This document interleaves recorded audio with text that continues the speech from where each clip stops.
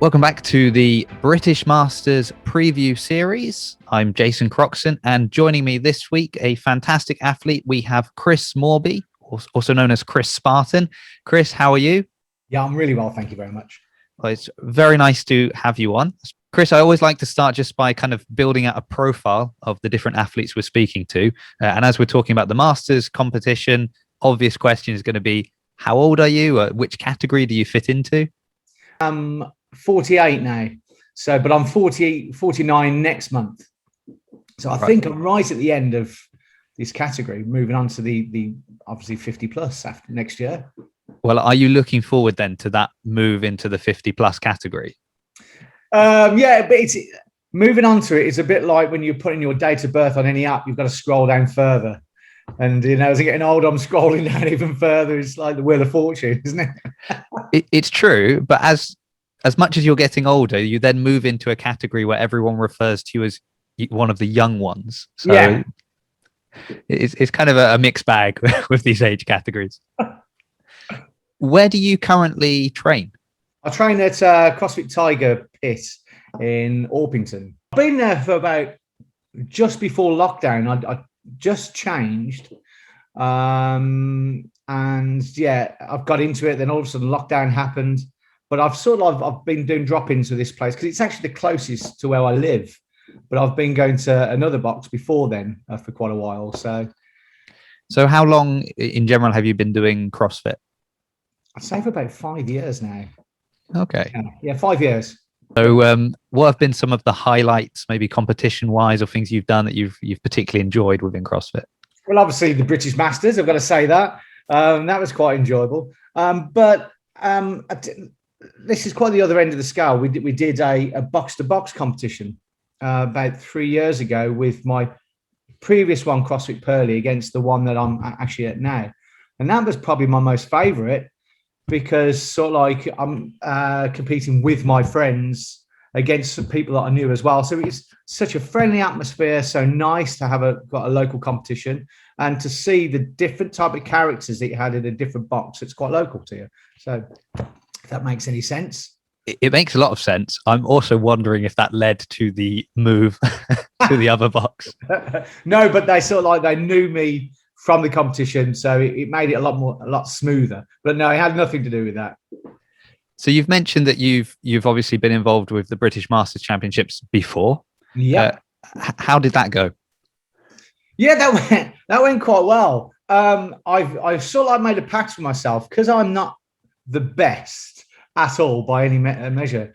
I thought, well, rather than to sort of get anywhere in CrossFit, you'll either have to be really good or remembered. So I thought I'll go for the being remembered side of things. And I competed in a kilt or a thong or one of the two, just to take the pressure sort of off myself and off other people. And that in itself caused a few complications, especially with things like toes to bar. It was scaring children. And it was a really good event, and I absolutely loved it. It was fantastic. Brilliant. And will you be doing it again this year? Yes, I will be. Yeah, although I've got my old Masters top on, I've got my new one coming, and I think it's online first of all. Yeah, so you're going to be doing first of all your online kind of qualifiers. Yes, and then top 6 in each age group will be there in Southampton to throw down in person. Are you aiming? I assume you're aiming for that top 6. Always aiming for the top 6. But I've got quite low expectations, so I don't disappoint myself. No, but I will be trying my best. But whether I get through or whether or not, I'll be still going anyway. If we can, to support the others, so the other old people. The other old people. You said it, not me. Yeah.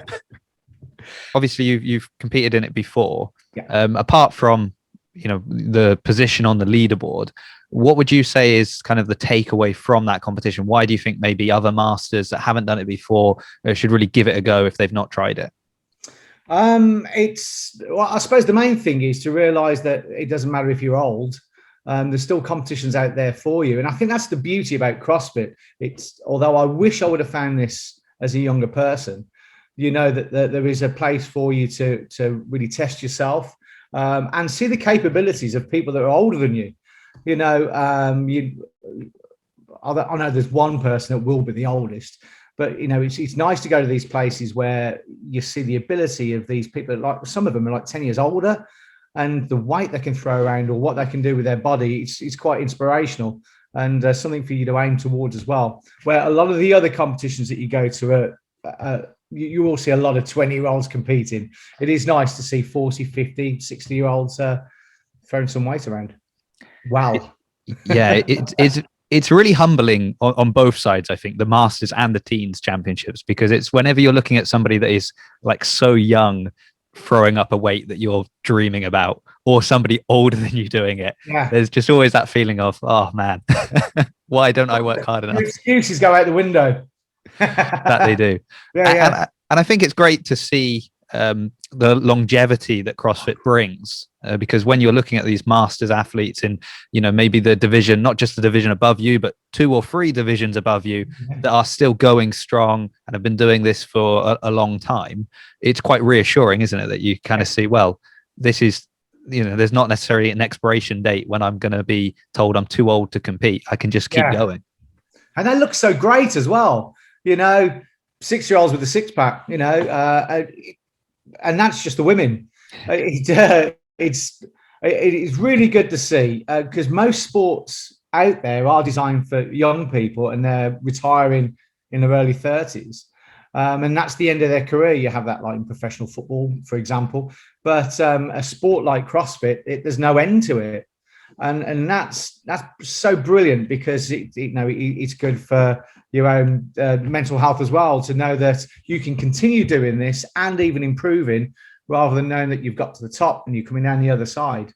You know, things may slow, but like your timings on the aerobic side of things, but other things may just go through the roof. You know, there's no end, there's no limit to it, really.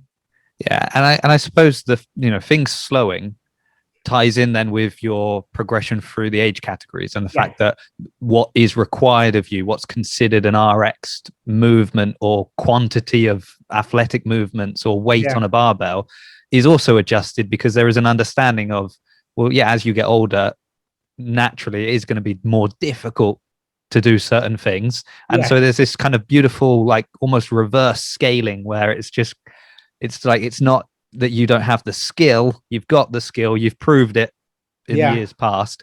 It's just going to make life a little bit easier for you as you get older. Sort of. But I found, because my end is, I've got quite a good engine, and I find as people get older, their engine isn't as good, so they're lifting heavier. So I find it's shifted slightly to that side of things, the more lifting type, where I quite enjoy. I enjoy misery. Doesn't that sound terrible? Not just misery, but when you're looking around and you're rolling around on the floor and you've just given everything, watching everybody else do it, or I kind of like looking around and watching everyone going, oh man, this is tough. And, you know, I kind of enjoy that.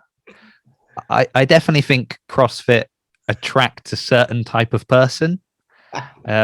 I'm still not sure why I'm doing it, but because I don't think I am that type of person. But you're not the first person to tell me a very similar kind of the what you like and what you really enjoy about doing CrossFit. If we just pull back a second, because we've talked a lot about your kind of experience within CrossFit and throwing down at competitions. What do you do when you're not doing CrossFit, Chris? What are some of your hobbies, interests, or things that you're involved in the rest of the time? Well, I'm quite busy, to be perfectly honest. I'm always working. I'm a full-time police officer with the British Transport Police. I'm also a personal trainer.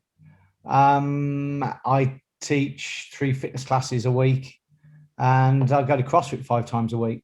And I've got a wife and kids, so I'm forever moving. I'm forever doing stuff, and my rest day isn't really a rest day. So I don't know what I'd do with nothing to do, if you know what I mean. Yeah. You know, when you said before about excuses flying out the window, I feel like you listing off your day or the reasons you have for why you could perhaps skip training is just causing all of my excuses to go out of the window. But I think one leads into the other. You know, my experience with the police, gives me a lot of help towards on the personal training thing, dealing with people, speaking to people, helping people, and vice versa. I find teaching fitness and being part of the fitness community really does help on the other side, and also motivating my officers, because I'm also a personal safety trainer with the police. So teaching restraint and arrest techniques, taking them for their fitness tests, teaching how to keep safe in, out there, which is not the safest place for a police officer at the moment, but never has been, to be perfectly honest. But so I'm always moving. I think if you had to make kind of a list of some of the most stereotypical CrossFit sort of tie-ins, it is being in the police is a typical one, or being a coach or coaching class. I feel like almost you took that as a checklist and you're just like, oh, I need to tick off all these boxes. Yes, now I am a real CrossFit.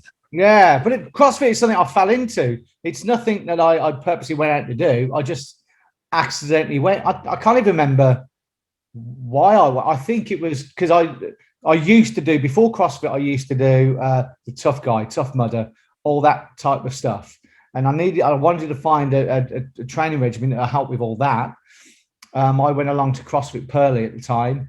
I walked into a gym to find these huge monsters training. And I thought, and then I saw the workout, and it was a lot of running and then lifting weights, running, lifting weights. I can't remember what the workout was, but I can remember looking around and seeing all these giants and thinking, well, I'm going to smoke them on the run, and then have them pass me and lap me. And, I was used to big muscular people would have no engine whatsoever. And when they finished it and I eventually got in and tried to lift the weights, they were all around me, clapping me, cheering me on. And I've never experienced that ever in the fitness community. You go to a gym, you're in the corner lifting weights, or people, it's quite an insular thing. But to have these giants, male and female, coming and clapping you and cheering you on, and it's absolutely fantastic. And the community itself is just it was exactly what I was looking for, and I didn't realize I was looking for it, if you know what I mean. Yeah, I think that experience of kind of when you go maybe for the first time, and you, especially someone who's already fit, I think if you're going there because you want to start your fitness journey, it's slightly different. But when you consider yourself to be fit, and I think especially with your line of work as well, and then you get absolutely smoked on a run by somebody who does not look like they should be able to run faster than you, there's two reactions to that. And one is the person who just never comes back because they weren't happy about being beaten. Yeah. And then there's like your reaction, which again, I'm throwing in as the kind of, and that is the CrossFitter who then says, right, I'm coming in and I'm going to train and I'm going to get involved and do this. And, and it's clearly paid off for you. I guess I've got two lines of thought I want to finish up on. Okay. One is with regards to kind of your work. And obviously we mentioned you had to be physically fit, obviously, to fulfill your assignment. Yeah. How have you found then doing CrossFit? How's that helped you within your work as a police officer? Well, as in the police, I'm also riot trained and a medic as well. So, for example, in the Croydon riots, I've got full riot gear on, and I've got my medic gear over the top, which is very heavy. And so if any of my officers get injured, not only have I got to carry myself around with all this kit on, my medic kit, I've also got to carry this huge person with kit on as well to drag them out, to get them into safety.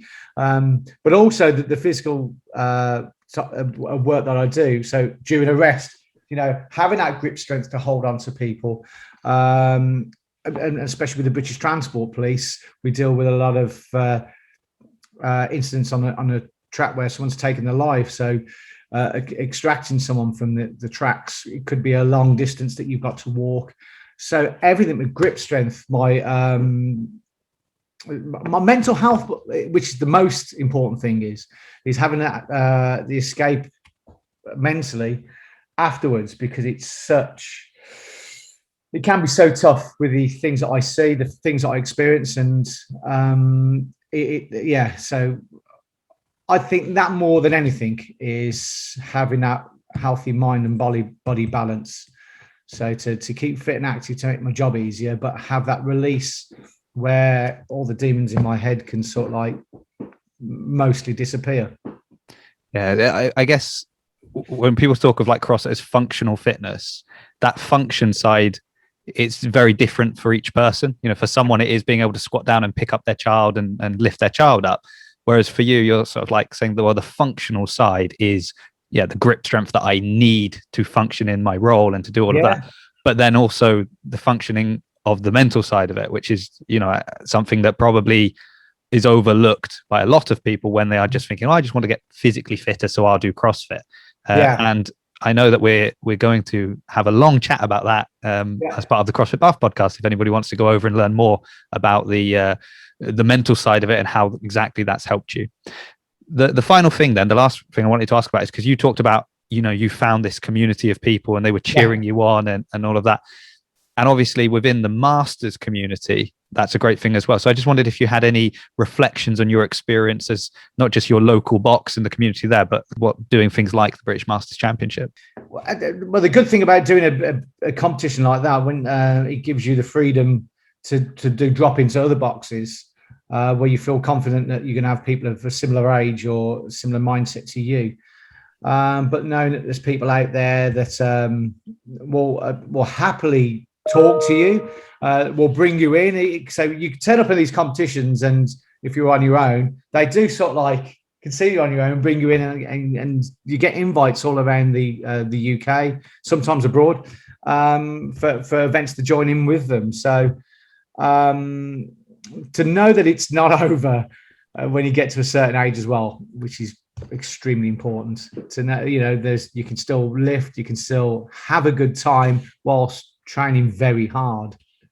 Yeah, a beautiful balance, then, really, isn't it? Yeah, very much so. Well, thank you so much, Chris. I really hope to see you in Southampton. As part of that final six.